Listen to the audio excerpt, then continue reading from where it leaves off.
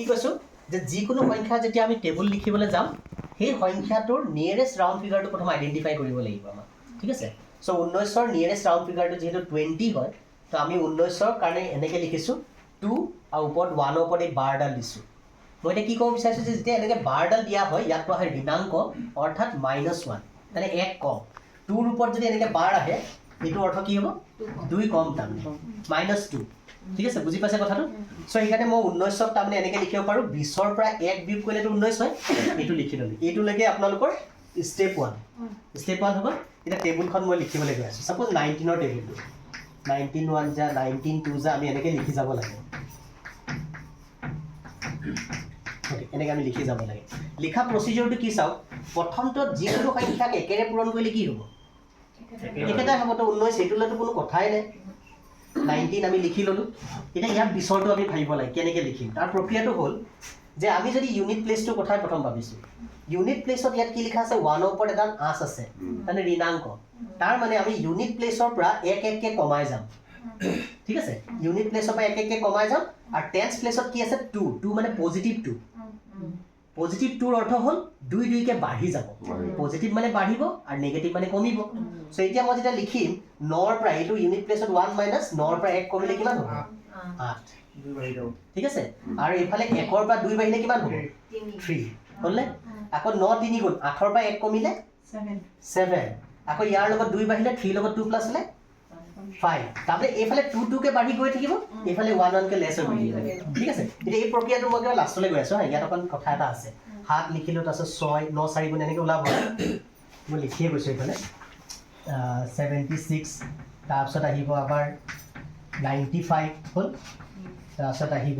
114 ঠিকে আছেনে মানে চাব দেই মোক পটককৈ এইটো ভুলো হ'ল যদি হয় আপোনালোকে ক'ব 133 নেক্সট আহিব 152 হ'ল তাৰপিছত আহি গ'ল 171 এণ্ড লাষ্টত যদি 1 কমিব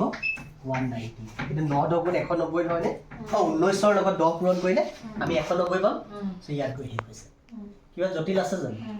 নাই এতিয়া ইয়াৰ ইউজটো চাব দেই অলপ ডাঙৰ অংকলৈ গৈ আছোঁ ছাপ'জ মোক 97ৰ টেবুলখন লিখিব কৈছে 97 এতিয়া আপোনালোকে মোক কওক 97 লিখা প্ৰক্ৰিয়াটো কি হ'ব 97ৰ আটাইতকৈ ওচৰত থকা ৰাউণ্ড ফিগাৰটো কি 100 সো মই এককৰ দশকৰ ঘৰত 1 লিখিলোঁ 100 হৈ গ'ল 100ত কি কিমান কম 3 কম তেন্তে মই এইটো এনেকৈ লিখিব লাগিবনে 100ৰ পৰা 3 মাইনাছ লিখা প্ৰক্ৰিয়াটো বুজি পালেনে এককৰ শতকৰ ঘৰত 1 লিখিছোঁ 100 প্লেচত 1 লিখিছোঁ তালৈ 100 এই 0 লিখিছোঁ টেন্সৰ কোনো কামেই নাই আৰু যেতিয়া 3 লেছ 3 ওপৰত বাৰডাল দিলোঁ এতিয়া এই লিখা প্ৰক্ৰিয়াটো যদি বুজি পাই গ'ল এতিয়া ইয়াৰ পিছৰ প্ৰক্ৰিয়াটো আহিছোঁ 97 1 যা 97 2 যা এনেকৈ আমি লিখিব লাগে মই 4টা লিখিছোঁ আপোনালোকে নিজে আইডিয়া হৈ যাব কি হৈ আছে এতিয়া 97 1 যা আমি প্ৰত্যেকে জানো কিমান বাৰু 97 সেইটোলৈ কোনো কথাই নাই ঠিক আছে এতিয়া ইয়াত কি হৈ আছে চাওক ইউনিট প্লেচত কিমানকৈ কমিছে 3কে টেন্স প্লেচত 0 আছে তাৰমানে একো বাঢ়াও নাই কমাই নাই এজ ইট ইজ টেন্স প্লেচত 0 মানে এজ ইট ইজ আৰু 100 প্লেচত কি ক'ব 1 প্লাছ 1 নে মাইনাছ 1 প্লাছ 1 তাৰমানে এক এককৈ বাঢ়ি যাব গুড সো এতিয়া আমি তেন্তে কৰি যাম প্ৰক্ৰিয়াটো 7ৰ পৰা 3 মাইনাছ কৰিলে 4 ইয়াতো 9ৰ প্লেচততো সেম এজ ইট ইজ 9 9 থাকিব ইয়াত একো কৰিব নাই আৰু 1ৰ প্লেচত কি আহিব 1 বাঢ়ি যাব ইয়াত একো নাছিলে মানে এইটো 0 এটা এনেই লিখি লৈছোঁ 0টো এই 0টো 1 বাঢ়ি হ'লনে নেক্সট এইটোলৈ আহিছোঁ ইয়াত 4ত এতিয়া কিমান কমিব কৈছোঁ 3 কমি গ'লে কি হ'ব 4 পৰা 3 1 গুড তাৰপিছত এতিয়া 9টো এজ ইট ইজ থাকিবলৈ কিবা হ'ব একে থাকিব কাৰণ 0 প্লাছ মানে একে থাকিলে অ'কে 0 প্লাছ হৈছে বুলি ভাবোঁ আৰু এইটো 1টো কি হৈ যাব 2 হ'লে নেক্সট আকৌ 1ৰ পৰা এতিয়া কিমান কমিব 3 কমিব এতিয়া 1ৰ পৰা 3 বিয়োগ কৰিব পাৰিনে 1ৰ পৰা 3 বিয়োগ কৰিব নোৱাৰে কিন্তু আমি তেতিয়া কি কৰোঁ ধাৰ ল'ব লাগিব এই 9ৰ পৰা যদি 1 ধাৰ কৰোঁ 1টো কি হৈ যায় 11 হৈ যায় 11ৰ পৰা 3 বিয়োগ কৰিলে কি 11ৰ পৰা 3 বিয়োগ কৰিলে 8 হ'ল 11ৰ পৰা 3 বিয়োগ কৰিলে 8 হ'ল আৰু যিহেতু ইয়াৰ পৰা 1 ধাৰ কৰিছিলোঁ এই 9টো কি হৈ গৈছিলে 8 হৈ গৈছিলে ঠিক আছে তেন্তে এইটো আমি 8 লিখিম নে এজ ইট ইজ আৰু এইটো 1 বাঢ়িলে কিমান হ'ব 3 বুজি পালানে এই কৃতিমটো ইয়াতে খেলি মেলি বহুতৰ লাগে এইখিনিতে সাৱধান হ'ব যেতিয়া ইয়াত কম হৈ থাকিব বিয়োগ কৰোঁতে তেতিয়া আপোনালোকে ইয়াৰ পৰা 1 ধাৰ কৰি ল'ব বুজি পালে কথাটো নেক্সটটো এতিয়া আপোনালোকে নিজে ক'ব পাৰিব ইয়াৰ পিছৰটো কওক 97 5 যে কিমান কুইক ইয়াত আমি লিখিলো 5 3 মাইনাছ এইটো এজ ইট ইজ এইটো 1 ইনক্ৰিজ হ'লনে নেক্সট আকৌ 3 মাইনাছ 2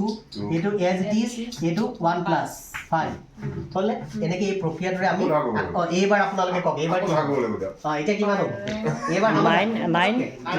এইটো 9 7 7 4 6 sorry পটাপট আপোনালোক কিবা এটা ইণ্টাৰেষ্ট পাইছে ক'বলৈ মোৰ উদ্দেশ্য মুখস্থ কৰাটো নহয় এই যে ইণ্টাৰেষ্টটো ডেভেলপ হ'ল আমাৰ নেওতা পঢ়োৱা উদ্দেশ্যটো হয় ইণ্টাৰেষ্টটো যদি ডেভেলপ কৰাই লওঁ মুখস্থ সিহঁতি নিজে নিজে কৰিব আমিতো পিটি মিলিটো আজিকালি মুখস্থ কৰাব নোৱাৰোঁ সেইকাৰণে মুখস্থ কৰোৱাৰ এই প্ৰক্ৰিয়া কিছুমান বিচাৰিব লাগিব কি ধৰণে আমি শিকালে সিহঁতি সহজে হ'ব বকাটো চাই বুজি পালেনে ক্লিয়াৰ হৈছেনে ঠিক আছে চাই এইটো কাৰণে আশা কৰি আছিলে চাই এইটো আহিলে এইটো ক'ব বোলো ঠিক আছে বাৰু এইটো মই অকণমান দেখুৱালোঁ আপোনালোকে এনেকৈ আপোনালোকে 6 ইয়াৰ পিছৰখিনি পটককৈ কৈ শেষেই কৰিলোঁ ন 97 6 যা হৈ গ'ল 97 7 যা হৈ গ'ল 97 8 টো পটককৈ কওক কিমান হ'ব 6 7 7 97 sorry 97 8 যা কমিলে 3 7 sorry 9 যা 9 যা এইফালে 8 and last 97 যদি আমি 10 যা কৰোঁ এইটো 3 কমিলে 0 এইটো এজ ইট ইজ থাকিলে আৰু এক বাঢ়িলে 970 শুদ্ধ হৈছেনে ইয়াত 970 অহা মানে আৰু একদম চিয়'ৰ আমি যে আমাৰ ঠিকেই আছে প্ৰচেছ চ' এই ধৰণে আপোনালোকে পুৰণা নেওতাটো মুখস্থ কৰাবলৈ এটা বুদ্ধি এটা দিব পাৰে এইটো জাষ্ট এটা কিটিপ এইটো বেলেগ একো হোৱা নাই 97 প্লাছ হৈ আছে আপোনালোকে অলপ যদি অকণমান ভাবে মই ইয়াত এনেই এটা ট্ৰিক্স এটা কৈ দিছোঁ দেখাত ট্ৰিক্স নিচিনা লাগিছে কিন্তু ইয়াত বেকগ্ৰাউণ্ডত আন একো হোৱা নাই